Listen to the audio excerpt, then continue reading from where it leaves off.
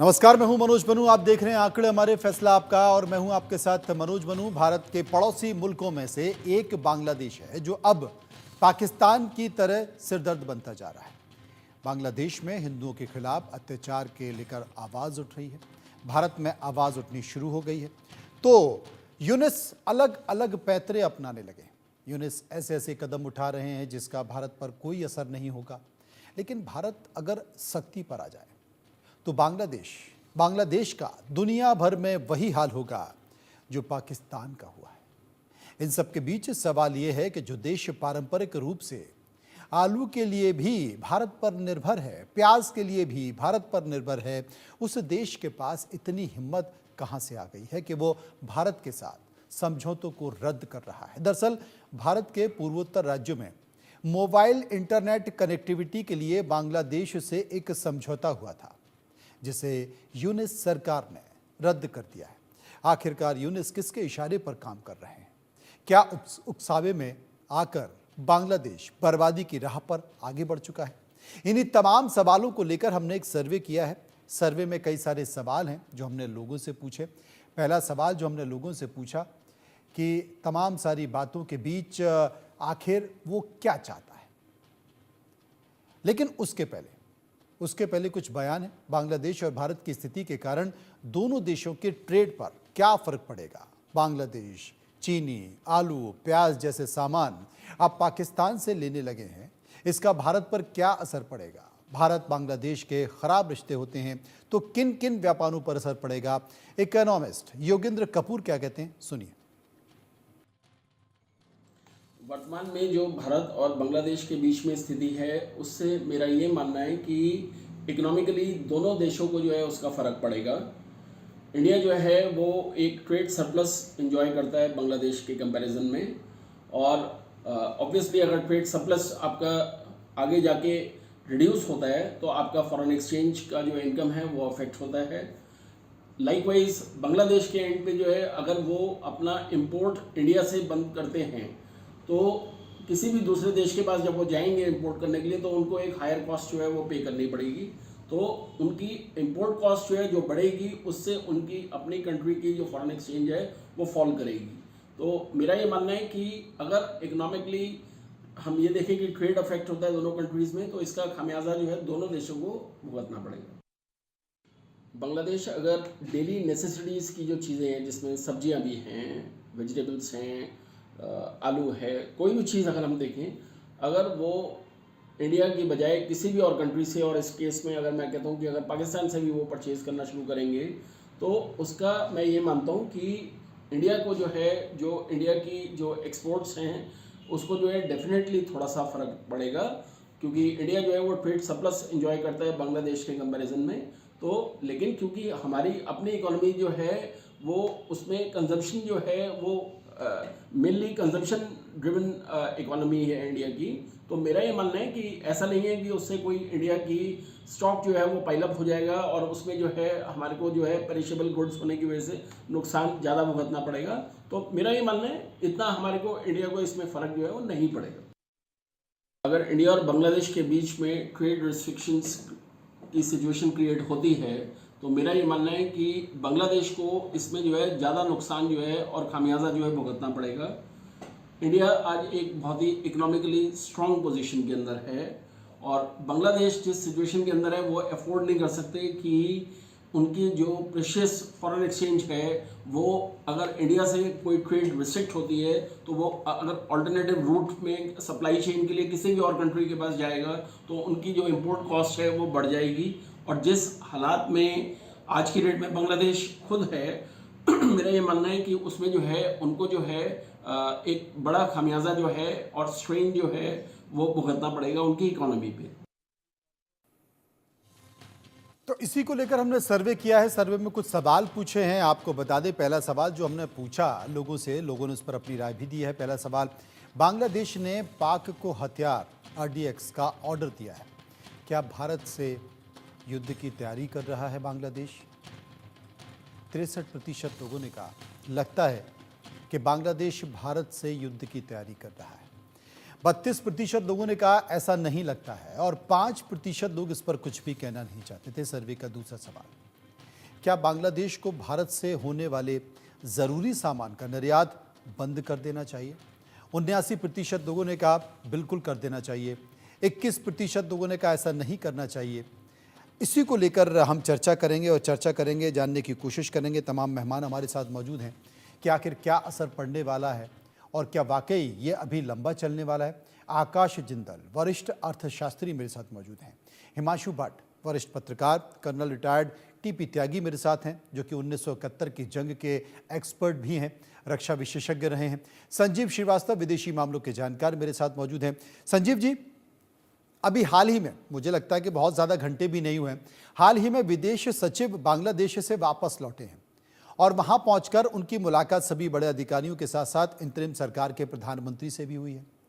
और उन्होंने अपने सख्त संदेश में कह दिया कि देखिए, जितने भी धार्मिक स्थल हैं या अल्पसंख्यक हिंदू हैं, उन पर जो हमला किया जा रहा है ये ठीक नहीं है, ये बर्दाश्त नहीं किया जाएगा। विदेश सचिव के अपनी बातों के रखने के बाद जिस तरीके से बांग्लादेश एक के बाद एक फैसले ले रहा है, लगता नहीं है कि उस पर बहुत ज्यादा असर पड़ा है और पड़ रहा है। देखिए मनोज जी, ये दुर्भाग्यपूर्ण है कि बांग्लादेश की अंतरिम सरकार सद्बुद्धि के साथ काम नहीं कर रही है। जाहिर है कि वो कट्टरपंथियों के दबाव में आकर के काम कर रही है। जो बांग्लादेश में हाल के समय में एक गहरी साजिश रची गई और जाहिर है कि उसमें जो अनेक कट्टरपंथी, रेडिकल इस्लामिस्ट, जिहादी, अतिवादी, आतंकपरस्त ताकतों ने अपनी पूरी भूमिका निभाई। पाकिस्तान की खुफिया एजेंसी आईएसआई ने भी इसमें अपनी भूमिका निभाई है और जाहिर है कि यूनाइटेड स्टेट्स ऑफ अमेरिका के बाइडेन प्रशासन के अंतर्गत वहां का जो डीप स्टेट है वो भी इसमें शामिल रहा है। तो ये जो सरकार है, मोहम्मद यूनुस की जो सरकार है, वो अपना दायित्व ठीक तरीके से नहीं निभा रही है और भारत और बांग्लादेश के जो संबंध हैं, दोनों की जो महत्ता को ये सरकार इग्नोर करने की कोशिश कर रही है और ये जाहिर है कि वो अपने कॉस्ट पर ऐसा करने की कोशिश कर रहे हैं। और यदि बांग्लादेश में ये स्थितियां ऐसी ही बनी रही और जैसा कि आपने जिक्र किया कि हमारे विदेश सचिव श्री विक्रम मिश्री कल ही बांग्लादेश की यात्रा पर गए थे और उन्होंने शीर्ष इस अंतरिम सरकार के अधिकारियों और मंत्रियों से बातचीत भी की है, लेकिन उसके बाद जिस तरीके का रुख हम बांग्लादेश की सरकार का देख रहे हैं, उससे जाहिर है कि एक निराशाजनक स्थिति है कि इस यात्रा का कोई सकारात्मक प्रभाव ऐसा लगता है कि इस अंतरिम सरकार के भारत संबंधी रुख पर नहीं पड़ा है। और यदि ऐसी स्थितियां रही तो निसंदेह मेरा ऐसा मानना है कि भारत सरकार बांग्लादेश के संदर्भ में कठोर कदम उठाने पर विवश होगी और इसका जो बड़ा खामियाजा जाहिर है कि बांग्लादेश की अंतरिम सरकार को वहां की स्थितियों को में उससे भुगतना पड़ सकता है। और जाहिर है कि भारत जो भी कदम आगे उठाएगा वो हिंदू कम्युनिटी की रक्षा को लेकर के और जाहिर है कि बांग्लादेश में जो स्थितियां हैं वो इस नए भारत को स्वीकार्य नहीं है। जो बांग्लादेश में हिंदू कम्युनिटी पर हो रहे हमले इस नए भारत को स्वीकार नहीं होंगे। ये बात बांग्लादेश के हुक्मरानों को अच्छी तरह से समझ लेनी चाहिए और जिसकी की चर्चा हमारे विदेश सचिव श्री विक्रम मिश्री ने अपने बयानों में बहुत ही सकारात्मक तरीके से की है और जाहिर है कि इसका बांग्लादेश की अंतरिम सरकार को गहरा संज्ञान लेना चाहिए था और ऐसे कदम उठाने चाहिए थे जिससे कि भारत एश्योर्ड हो कि हिंदू कम्युनिटी वहां पर सुरक्षित रहेगी।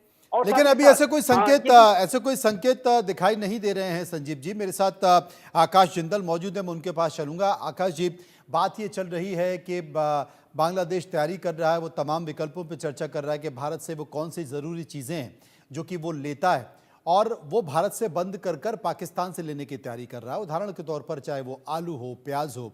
अगर दोनों देशों के व्यापार की बात करें तो एक बड़ा हिस्सा है, लेकिन सबसे ज़्यादा भारत का एक राज्य है त्रिपुरा और त्रिपुरा सबसे ज़्यादा यानी कि चारों तरफ से घिरा हुआ है बांग्लादेश से।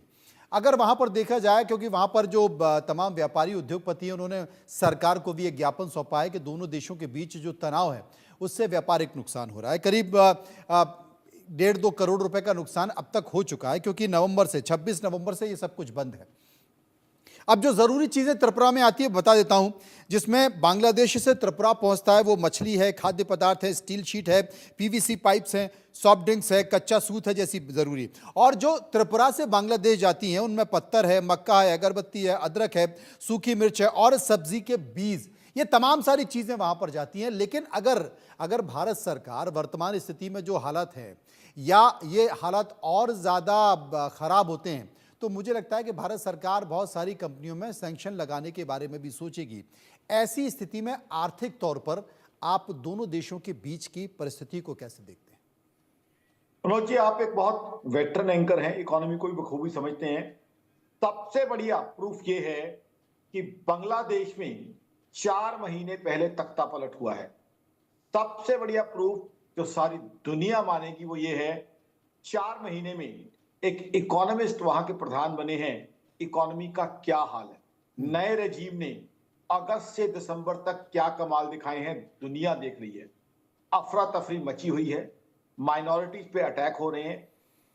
जो हालात वहां पे हैं, ऐसे में ना तो कोई ग्लोबल कंपनी वहां पे इन्वेस्ट करेगी, ना एफडीआई आएगा, ना ही बड़ा ट्रेड टाई अप होगा। तो क्लियरली है कि इकोनॉमी का नुकसान किसका हो रहा है। मैं कैटेगरिकली ये कहना चाहूंगा, मेरी ऑर्गेनाइजेशन akashbadal.in का क्लियरली मानना है, बांग्लादेश की इकोनॉमी का क्लियरली नुकसान होगा। देखिए, सिंपल सी बात है, हिंदुस्तान के साथ एक बहुत लंबा बॉर्डर बांग्लादेश शेयर करता है। तो हिंदुस्तान से चीजें जाएंगी, लॉजिस्टिक्स और ट्रांसपोर्टेशन की कॉस्ट बहुत कम पड़ेगी। अगर वेस्ट बंगाल से जाती हैं, नॉर्थ ईस्ट से जाती हैं, वही अगर वो पाकिस्तान से मंगवाएंगे तो सबसे पहले सीधी सी बात, लॉजिस्टिक्स और ट्रांसपोर्टेशन की कॉस्ट आप कैलकुलेट कर लीजिए। फिर आ जाइए पाकिस्तान पे। अब वो पाकिस्तान से अगर मदद लेना चाहेंगे या सामान मंगाना चाहेंगे, पाकिस्तान खुद एक बहुत बुरे हालात में पहुंची हुई इकोनॉमी है, बैंकरप्सी के करीब पहुंची हुई इकोनॉमी है। आज से 4 महीने पहले तो मैं तमाम ग्लोबल चैनल्स पे शो कर रहा था कि पाकिस्तान में 1-1 किलो आटे को लेके कैसे सड़कों पे खूनी संघर्ष हो रहा है। अभी क्या है, 3-4 दिन पहले ही मैं बात कई हिंदुस्तान के चैनल्स पे कही थी कि बांग्लादेश इज गोइंग पाकिस्तान वे। वही बात आज आपने उठाई है। तो बांग्लादेश मेरे हिसाब से अपनी इकोनॉमी का वही हाल करने जा रहा है जो पाकिस्तान में है।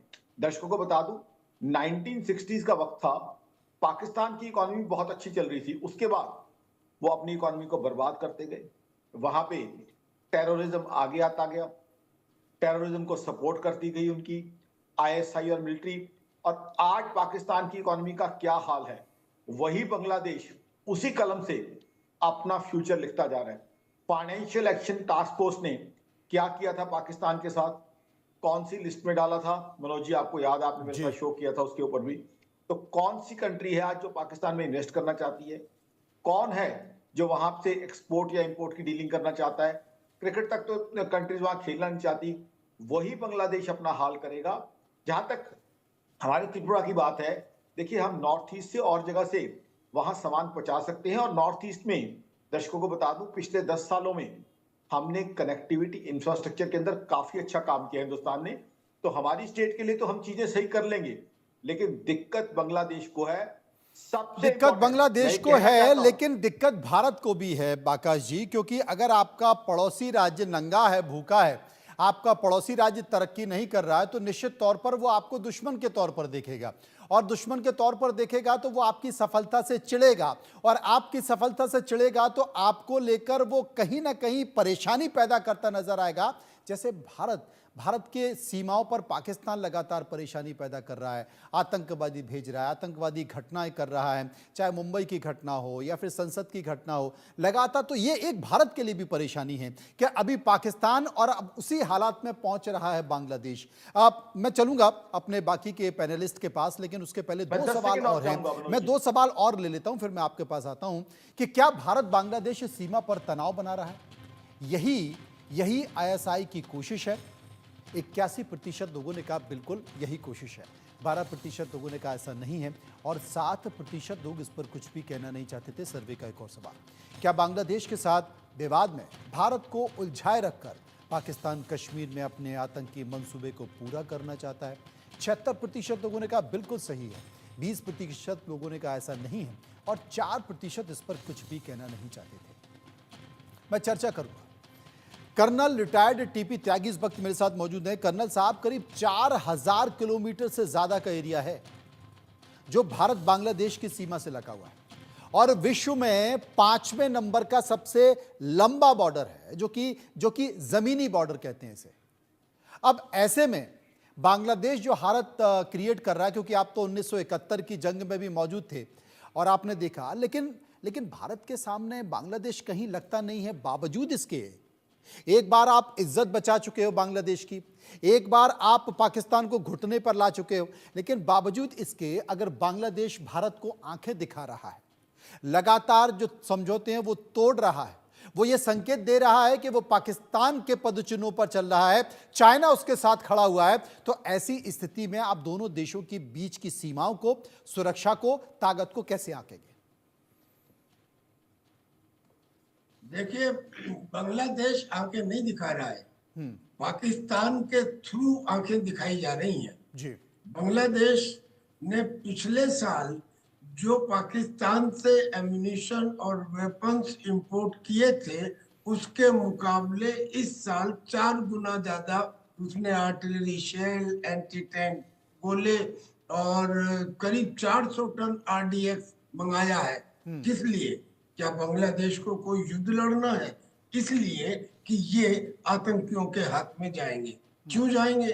क्योंकि यूनुस को पहले तो जो मोहम्मद यूनुस है वो अनबायस्ड नहीं है, बायस्ड व्यक्ति है, लेकिन अगर वो अनबायस्ड होते भी तो ना उनके मुंह में दांत है ना उनके पास नाखून है, वो कुछ कर नहीं सकते। उनकी कैबिनेट के अंदर 15 ऐसे लोग हैं जो या तो जमाते इस्लामी के हैं, या अंसार उल बंगला के हैं, या जमात उल मुजाहिदीन के हैं।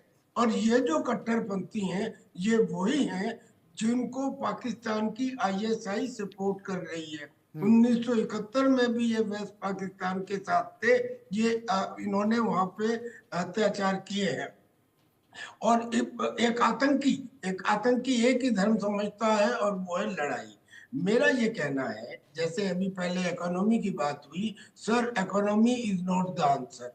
हिंदुस्तान को नुकसान होगा, ट्रेड कम होगी तो बांग्लादेश को भी होगा, लेकिन हिंदुस्तान का जो एक्सपोर्ट है वो 12 बिलियन डॉलर है और जो बांग्लादेश का एक्सपोर्ट है वो 1 बिलियन डॉलर से भी कम है। यानी कि हमारी रेजिलियंस उससे 12 गुना ज्यादा है, लिहाजा इकोनॉमिकली कोई फर्क पड़ने वाला नहीं है, डिप्लोमेटिकली भी कोई फर्क पड़ने वाला नहीं है।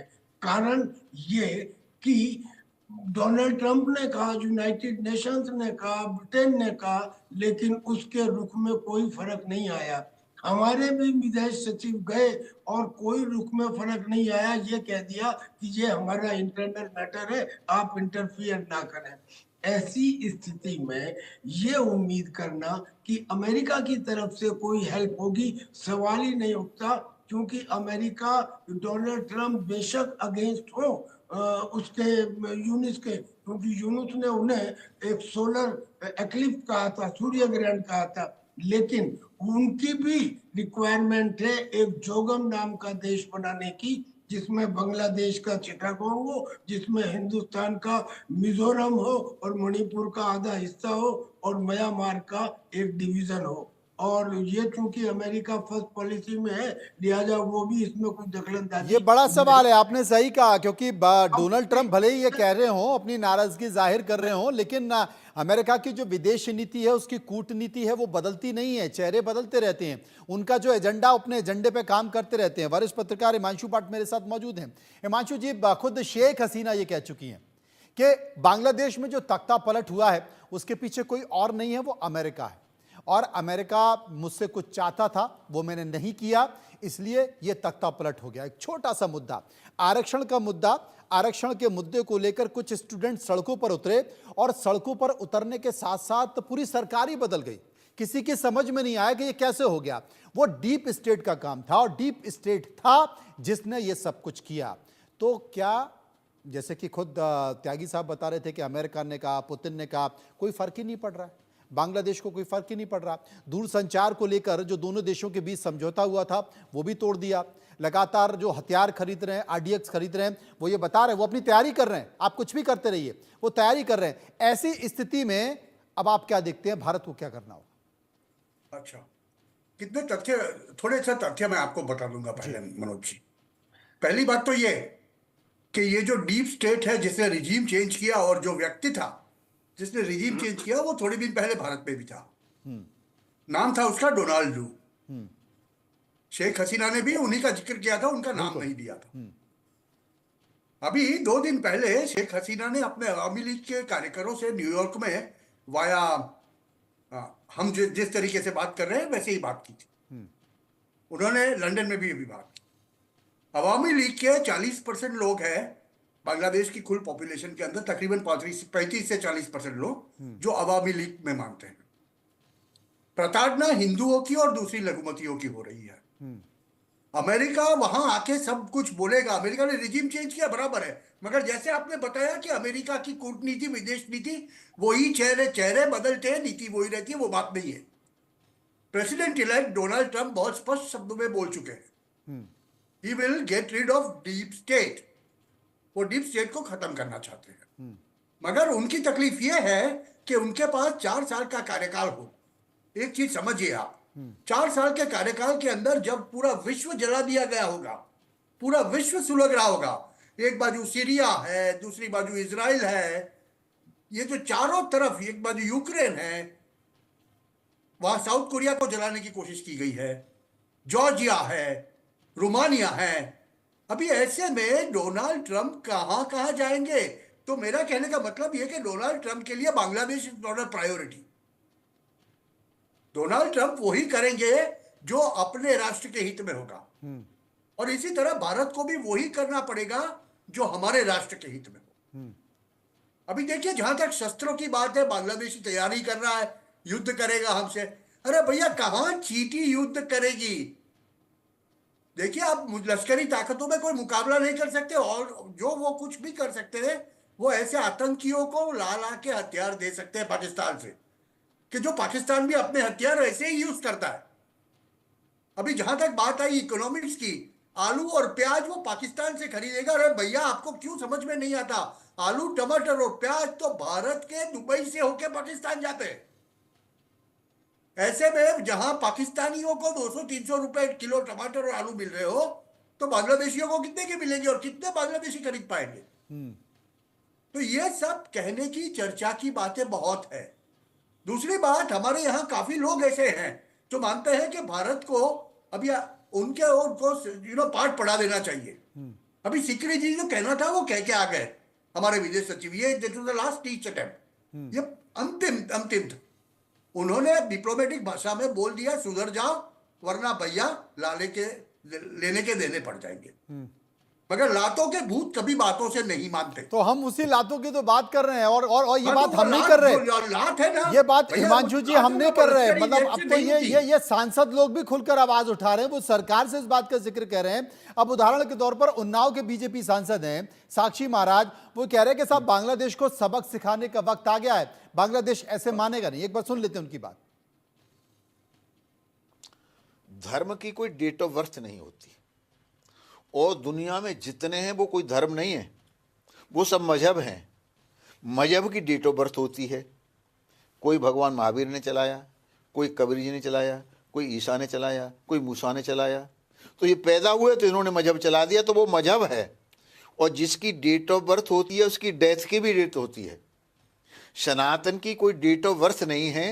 इसलिए मैं कह सकता हूँ कोई खास बात है कि हस्ती मिटती नहीं हमारी, सदियों से रहा है जाने दुश्मन ये जमाना सारा जमाना हमारे खिलाफ रहा, हमें मिटाता रहा, पर हम तो नहीं मिटे।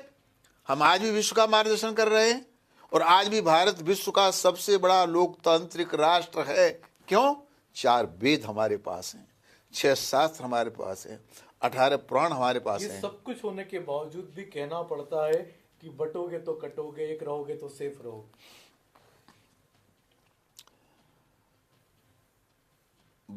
भारत आज मोदी जी के नेतृत्व में विश्व का मार्गदर्शन करने की स्थिति में और कर रहा है, और सारा विश्व भारत की तरफ देख रहा है। लेकिन कुछ इस प्रकार के जिहादी लोग हैं जिन्हें अमन चैन पसंद नहीं है। वो इस संस्कृति के लोग हैं कि बेटे को बाप पसंद नहीं है, बाप को बेटा पसंद नहीं। सर्वे का एक और सवाल ले लेते हैं कि क्या भारत से दुश्मनी बांग्लादेश को पाकिस्तान की तरह बर्बाद कर देगी। 88% लोगों ने हाँ कहा, 10% लोगों ने ना कहा और 2% कुछ भी कहना नहीं चाहते थे। सर्वे का एक और सवाल कि क्या बांग्लादेश भारत की सीमा पर ड्रोन से बम धमाकों की साजिश रच रहा है। 66% लोगों ने हाँ कहा, 21% लोगों ने ना कहा और 13% लोग इस पर कुछ भी कहना नहीं चाहते थे। सर्वे का एक और अंतिम सवाल, क्या जैसे इजरायली फौज सीरिया में घुसी वैसे ही भारतीय सेना को भी बांग्लादेश में घुसकर कब्जा करना चाहिए। 58% लोगों ने हाँ कहा, 33% लोगों ने ना कहा, 9% लोग इस पर कुछ भी कहना नहीं चाहते थे। संजीव श्रीवास्तव मेरे साथ मौजूद हैं। संजीव जी, किसी भी देश पर हमला करना, किसी भी देश पर अटैक करना अब उतना आसान नहीं रह गया, क्योंकि इसमें तमाम देशों के जो ट्रीटी है, जो संधि है, दोनों देशों के बीच जो तमाम सारी चीज़ें हैं वो निकल कर आ जाती हैं। लेकिन पाकिस्तान पर भी अगर देखा जाए तो प्रत्यक्ष तौर पर हमने ऐसा कोई हमला नहीं किया। हाल के दशक में पाकिस्तान ने भी ऐसी कोई स्थिति नहीं की। हाँ, वो तमाम छुटपुट काम करता रहता है। तो मुझे लगता है कि भारत भी बांग्लादेश के साथ कोई युद्ध जैसी स्थिति नहीं कर पाएगा, लेकिन जो पाकिस्तान करता रहा है वो करने की तैयारी बांग्लादेश कर रहा है। हथियार का खरीदना, हथियार के खरीदने के साथ साथ RDX का 4 गुना डील करना, इसके साथ साथ इससे पहले ये कभी नहीं था। पहले पाकिस्तान से जितने भी लोग बांग्लादेश जाते थे उनका सख्त सिक्योरिटी क्लियरेंस होता था, वीज़ा तो हो जाता था। वीज़ा में शर्त होती थी कि भाई आपका सिक्योरिटी क्लियरेंस बहुत गंभीरता से किया जाएगा, वो शर्त भी हटा दी। अब यानी कि आतंकवादी, घुसपैठिए, कट्टरपंथी सारे वहाँ पहुँचेंगे और वहाँ पहुँचकर वो बांग्लादेश से भारत में क्या करेंगे ये सबको पता है। फिलहाल अभी जो तमाम घटनाक्रम देखे गए हैं, बहुत आसानी से बांग्लादेश से भारत में घुसपैठ होती रही है। देश की राजधानी दिल्ली में ही आप देखेंगे तो ना जाने कितने आपको रोहिंग्या मिल जाएंगे और बस्ती की बस्ती आपको बांग्लादेशियों की मिल जाएगी। हम लोग चिन्हित ही नहीं कर पाए, हम लोग रोक ही नहीं पाए। तो ये जो भारत की सीमाओं पर भारत को घेरा जा रहा है, भारत की सीमाओं के इर्द गिर्द तमाम जो देश हैं उनको भारत के खिलाफ किया जा रहा है, ये कितना खतरनाक है। जी, ये बेहद एक खतरनाक साजिश है और भारत के छोटे पड़ोसी राष्ट्रों के माध्यम से घेरने की जो साजिशें हैं वो चाइना जाहिर है कि वो करता है। पाकिस्तान उसमें बहुत ही क्लोजली और बहुत ही गहरे तरीके से उसमें अपने आतंकवादी संगठनों के माध्यम से और अपने जो खुफिया एजेंसी ISI के माध्यम से उसमें संलग्न रहता है और बांग्लादेश को भी उसी तरीके की एक बेस के तौर पर ये जो आतंकी हैं और ये जो चाइना और पाकिस्तान की जो एजेंसीज हैं वो अपने बेस के तौर पर डेवलप करने की कोशिश कर रही हैं और निसंदेह ये भारत के लिए एक चुनौतीपूर्ण स्थिति है। और भारत को अपनी सीमाओं की रक्षा को लेकर के जो बांग्लादेश के साथ हमारी 4000 किलोमीटर से भी ज्यादा की जो सीमा है उसकी सुरक्षा को लेकर के एक हाई अलर्ट मेंटेन करना होगा, जो कि हमारा बॉर्डर सिक्योरिटी फोर्स उसे कर रही है। और लेकिन जो बांग्लादेश के जो आंतरिक हालात हैं, जाहिर है कि भारत अपनी सीमाओं की सुरक्षा तो कर ही रहा है, लेकिन बांग्लादेश के यदि आंतरिक हालात इसी तरह के बने रहते हैं और विशेष रूप से बांग्लादेश की हिंदू कम्युनिटी और अधिक खतरे में आती है, तो जाहिर है कि ये स्थितियां भारत को बांग्लादेश के संदर्भ में कठोर कदम उठाने के लिए विवश करेंगी और भारत के पास सारे विकल्प मौजूद हैं। मनोज जी, मैं ये कहना चाहता हूं, हालांकि जहां तक वहां पर सेनाओं को भेजने का प्रश्न है तो मुझे नहीं लगता कि इस तरीके के कोई विकल्प के संदर्भ में भारत अभी विचार करेगा। लेकिन जहां तक अन्य विकल्पों की बात है कि जिसके की माध्यम से बांग्लादेश की अंतरिम सरकार पर दबाव बनाने की रणनीतियों का प्रश्न है, तो अनेक ऐसे विकल्प हैं जिसमें थिक जो सैंक्शंस के माध्यम से और व्यापारिक जो हमारे संबंध हैं, बांग्लादेश की भारत के ऊपर हैवी डिपेंडेंसीज हैं, जो सब्जियों और फलों के अलावा भी अगर आप कॉटन का जो भारत एक्सपोर्ट करता है, जो रिफाइनरी जो पेट्रोलियम प्रोडक्ट्स होते हैं, रिफाइंड पेट्रोलियम प्रोडक्ट्स होते हैं, उसका जो एक्सपोर्ट करता है, इलेक्ट्रिसिटी जो बांग्लादेश को दी जाती है, अनेक ऐसे विकल्प हैं जिसके के ऊपर कार्रवाई करके बांग्लादेश पर दबाव बनाया जा सकता है। दूसरी बात मनोज जी, मैं ये कहना चाहता हूं कि यूनाइटेड स्टेट्स ऑफ अमेरिका का राष्ट्रपति डोनाल्ड ट्रंप की सत्ता संभालने के बाद बांग्लादेश के संदर्भ में जो रुख है वो मेरे असेसमेंट के मुताबिक भिन्न होगा। और यूनाइटेड स्टेट्स ऑफ अमेरिका का ये जो व्हाइट मैन है डोनाल्ड डू और उसके अलावा जो अन्य डीप स्टेट एलिमेंट्स हैं, वो डोनाल्ड ट्रंप के प्रशासन में जाहिर है कि उनके ऊपर एक लगाम लगेगी। अभी आप देखिए तो काश पटेल, जिन्हें कि एफबीआई का डायरेक्टर नॉमिनेट किया गया है, तुलसी गबार्ड जिन्हें कि डायरेक्टर ऑफ नेशनल इंटेलिजेंस के तौर पर उन्हें नॉमिनेट किया गया है डोनाल्ड ट्रंप के द्वारा। वो हम सभी बहुत इस ज्यादा, बात को संजीव जी, जानते हैं। बहुत ज्यादा हम उम्मीदें लगाए तो नहीं बैठे हैं, ऐसा तो नहीं कि हमारी उम्मीदें कहीं ना कहीं गलत साबित होंगी। देखिए मनोज जी, मैं ये स्पष्ट रूप से कहना चाहता हूं कि मेरा ये स्पष्ट रूप से कहना है कि डोनाल्ड ट्रंप का जो रुख है वो आतंकवाद, अतिवाद के ऊपर बहुत ही कठोर रहता है। अभी उन्होंने हमास के संदर्भ में भी ये कहा है कि मेरे आने से पहले 20 जनवरी के पहले हमास को, इजराइल के बंधकों को रिहा कर देना चाहिए, अदरवाइज इसके जो परिणाम है बड़े गंभीर होंगे।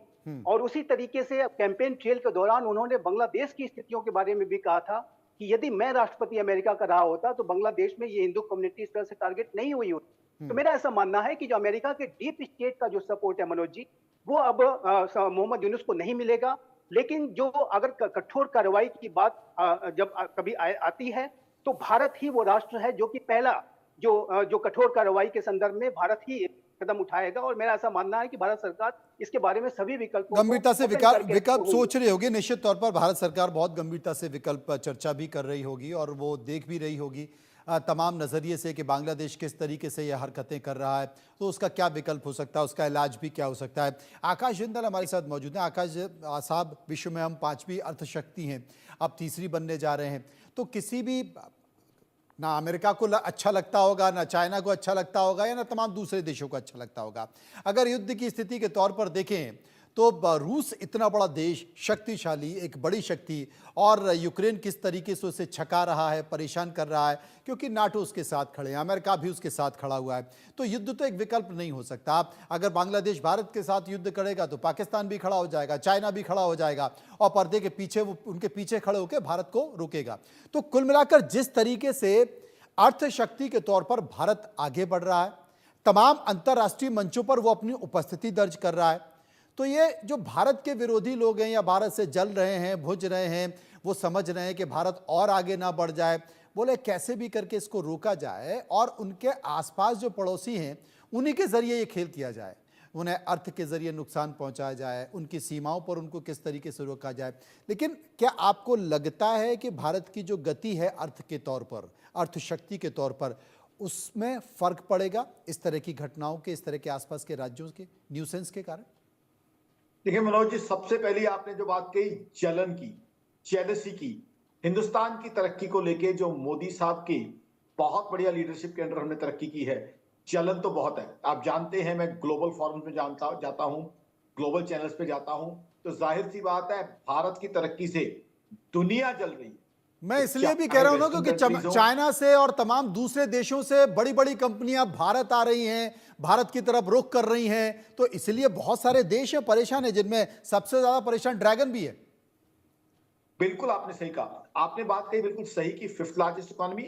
आपको एक दर्शकों को अपडेट दे दूं, हम 4th लार्जेस्ट भी बहुत जल्द बनने वाले हैं, क्योंकि जापान और जर्मनी दोनों ही कमजोर चल रहे हैं, और जिस तरीके की जीडीपी ग्रोथ हमने मेंटेन की हुई है, 3rd लार्जेस्ट भी 3 साल में हम पहुंच जाएंगे। अब क्या है हमारे लिए सोल्यूशन, क्या है? सबसे इंपॉर्टेंट ये है ग्लोबल प्रेशर। देखिए आज हम भी ग्लोबल पावर है, तो ग्लोबल डिप्लोमेटिक प्रेशर हमें बांग्लादेश के ऊपर डालना पड़ेगा। और एक और चीज जिसकी अभी तक शो में चर्चा नहीं हुई, बांग्लादेश के लोग, मैं एक मैसेज ये देना चाहता हूं, बांग्लादेश के लोग क्या कर रहे हैं, वहां की आवाम क्यों नहीं देख रही कि 4 महीने में उनकी इकोनॉमी का क्या बुरा हाल हुआ है, और ये जो नई सरकार है उन्हें कहां पहुंचा रही है। वो देखे तो सही, नई सरकार किसके लाए थे वो, कि जो पुरानी सरकार में उन्हें कुछ दिक्कतें लग रही थी, इकोनॉमी की प्रॉब्लम्स लग रही थी, लाइफस्टाइल की प्रॉब्लम लग रही थी, कि नई सरकार आके सारे दुख दर्द दूर कर देगी। नई सरकार ने दुख दर्द दूर किए हैं या दुख दर्द 10 गुना बढ़ा दिए।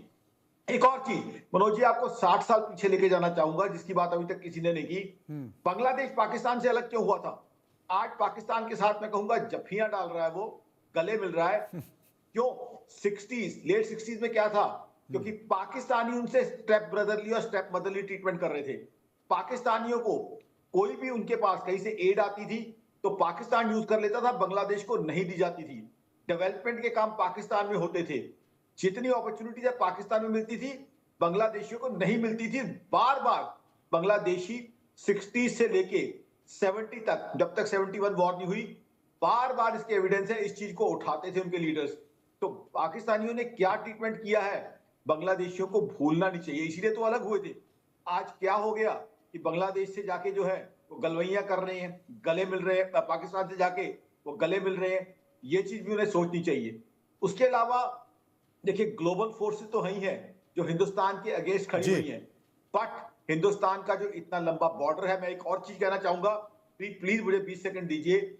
आज एक इकोनॉमी से हटके चीज कहना चाहूंगा, आज हमारे हिंदू भाई मारे जा रहे हैं, वहां वो हिंदू भाइयों को मार रहे हैं, लगातार रुक नहीं रहे हैं, और हम क्या कर रहे हैं, हम महज प्रदर्शन कर रहे हैं। क्या ये बात सही है? उनके लिए तो आइडियल सिचुएशन है, जो वहां की नई रजीम है और उसके जो सपोर्टर्स बैठे हुए हैं, हमारे हिंदुओं पे अत्याचार होता जा रहा है, हम यहाँ महज नहीं, बात तो सही है, इसका विरोध भी हो रहा है, भारत में तमाम संगठन इसका विरोध कर रहे हैं। त्यागी साहब मेरे साथ मौजूद है। त्यागी साहब, एक तरफ बब्बर शेर है और बब्बर शेर को कोई चूहा बार बार चूटी काट रहा है और छेड़ रहा है। अब ऐसी स्थिति में बब्बर शेर इत्मीनान से कर रहा है कि मैं क्या करूं, उसको छोड़ दूं या मार दूं। मुझे लगता है कुछ ऐसी ही स्थिति है बांग्लादेश और भारत के साथ। मनोज जी, मैं आपके नैरेटिव से सहमत नहीं हूँ। जी। आपने सीधे ये कह दिया कि युद्ध तो विकल्प नहीं हो सकता। जी। मैं आपसे 3-4 सवाल पूछता हूँ। जी, पूछिए। एक समय था जब दूसरे देश में लोगों पे अत्याचार हो रहा था और हमने अपनी मुक्ति मायनी वहां पे तैयार की और हमने वहां पे लड़ाई लड़ी और हमने इस पाकिस्तान को बांग्लादेश बनाया। ये बात सच है कि नहीं है? नहीं, बिल्कुल सच है। आपकी गर्माहट को मैं समझ सकता हूं, आपका खून खौल रहा होगा कि आखिर ये हो कैसे रहा है। एक बार फौज को छोड़ दीजिए तो फिर 1971 को दोहरा दिया जाएगा।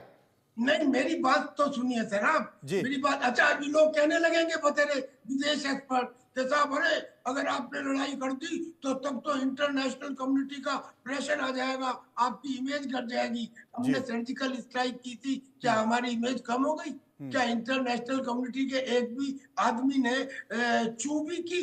और फिर वो जमाने में 1971 में जब कांग्रेस की सरकार थी जिसे मुस्लिम परस्त माना जाता है, आज बीजेपी की सरकार है जिसे हिंदू परस्त माना जाता है, उसके बावजूद हिंदुओं के ऊपर होते हुए अत्याचार को देख ले। और बुद्धिमत्ता किस चीज में है? बुद्धिमत्ता इस चीज में है कि हम आज आने वाले खतरे को आज पहचान लें।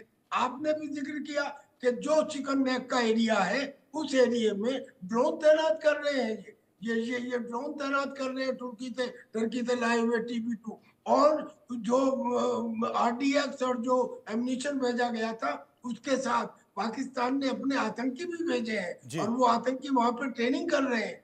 और 4000 किलोमीटर का एरिया है। ये कह देना कि जी मुस्तैदी बढ़ा दो, क्या हर इंच के ऊपर एक फौजी को खड़ा कर दें? सही कह रहे हैं। इसका जवाब हिमांशु भट्ट साहब देंगे। हिमांशु भट्ट जी। भैया, सर ने जो बताया, त्यागी सर ने बहुत सही बताया। मैंने पहले कहा था जहां से छोड़ा था वहां से शुरू करूंगा, क्योंकि जवाब इसका इसी में आ जाएगा। लातों के भूत बातों से नहीं मानते। बिल्कुल। एक तथ्य मैं आपको बता दूं, जब भारत ने कश्मीर में से 335 से हटाया था ना, तब भी वहां पर डोनाल्ड ट्रंप की सरकार थी। देखिए ना, बहुत संदर्भ है, क्योंकि कम समय में बताना है तो बता रहा हूं। हाँ, भारत में जब सर्जिकल स्ट्राइक किया था तब कौन था? किसी ने चूंचा की? जो त्यागी सर बता रहे थे, कोई नहीं करेगा। वक्त आ गया, इसीलिए मैंने बोला कि सिकरी जी जाके जो कहना था कह सुनाए। यहां बात खत्म हो जाती है। अब बात आती है कि पाकिस्तान से ये मंगवाया, पाकिस्तान से वो मंगवाया। एक फौजी को पूछिए आप, त्यागी सर को ही पूछ लीजिए, ये जो बारूद और ड्रोन और ये सब बताया, ये जो गोले हैं 40,000 शेल्स है, ये है, एक युद्ध तो छिड़ेगा कहीं पर भी एक लिमिटेड पोर्शन में। चलो मान ही लो अपने यहाँ पर नौशेरा सेक्टर में या कश्मीर के क्षेत्र में या राजस्थान के क्षेत्र में दिन में कितने गोले होते हैं, कितनी गोलीबारी होती है, और 40,000 शेल कितना चलेंगे? तो ये लड़ाई के लिए नहीं है सीधी, ये प्रत्यक्ष लड़ाई की बात ही नहीं है। ये बात है आतंकवाद को वहां से पुनः स्थापित करने के लिए। बिल्कुल आपने सही कहा, समय का अभाव है। आपने सही कहा कि आतंकवाद को पुनः स्थापित करने की और उसकी तैयारी हो रही है, उसके पीछे पाकिस्तान है और IS है। बहुत बहुत शुक्रिया करूंगा सभी लोगों का जो विस्तार से मेरे साथ इस पूरी चर्चा में मौजूद रहे। आगे बढ़ते हैं और बात कर लेते हैं एक और बड़ी खबर की। शरद पवार और अरविंद केजरीवाल की मुलाकात हुई है। शरद पवार के घर पहुंचे अरविंद केजरीवाल। शरद पवार के घर पर अभिषेक मनु सिंघवी भी मौजूद रहे। इंडी गठबंधन को